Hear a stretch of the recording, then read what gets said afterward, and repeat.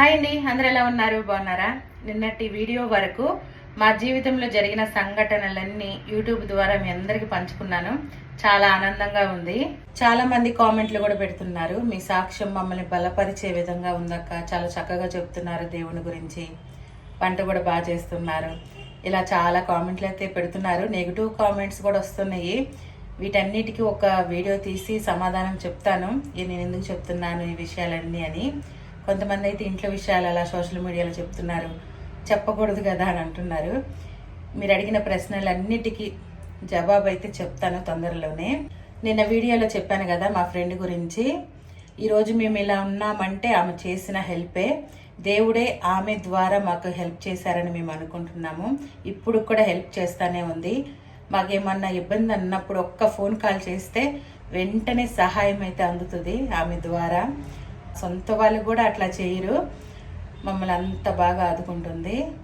ఒకప్పుడు మేము ఉన్న బాధల్లో మమ్మల్ని ఎన్ని మాటలు అన్నారో కొంతమంది, అవన్నీ వీడియో ద్వారా చెప్పాను కదా. ఇప్పుడేమనుకుంటున్నారో కూడా చెప్తాను, అది నెక్స్ట్ వీడియో నుంచి చెప్తాను. అసలు ఏమనుకుంటున్నారు, ఇప్పుడు ఏమనుకుంటున్నారో కూడా చెప్తాను.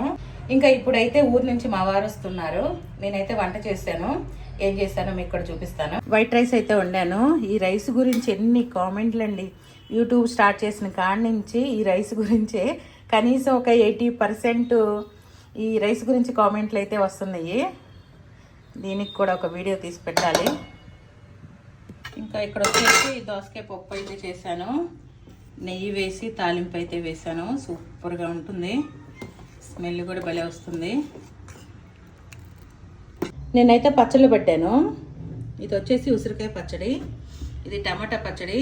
ఆల్రెడీ మన ఛానల్లో ఉంది ఈ రెసిపీ నేను పెట్టాను, కావాలంటే చూడండి ఉసిరికాయ పచ్చడి ఎలా పట్టానని. ఇది వచ్చేసి మామిడికాయ పచ్చడి. ఈ పచ్చడి ఎలా పట్టాను అన్నది నెక్స్ట్ టైం మళ్ళీ పడతాను, అప్పుడైతే యూట్యూబ్లో అప్లోడ్ చేస్తాను. ప్రస్తుతానికైతే వీడియో ఏం పెట్టలేదు.